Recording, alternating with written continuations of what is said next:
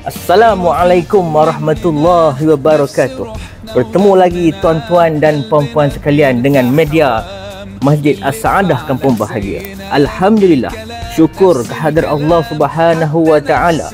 Pihak penganjur sekali lagi menerima pelbagai hadiah-hadiah yang menarik untuk diterima oleh tuan-tuan pada hari Sabtu ini, 21 Disember 2024. Antara hadiah-hadiah yang menarik adalah sejarah 2 sajadah, kipas angin Panasonic dan minyak hitam.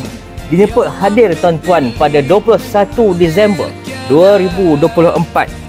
Dan pihak penganjur tidak lupa juga mengucapkan jazakumullah khairan jaza kepada penyumbang-penyumbang yang menyumbang hadiah-hadiah cabutan bertuah pada hari tersebut. Jom kita semua jayakan. Jom semua. Sekian, terima kasih.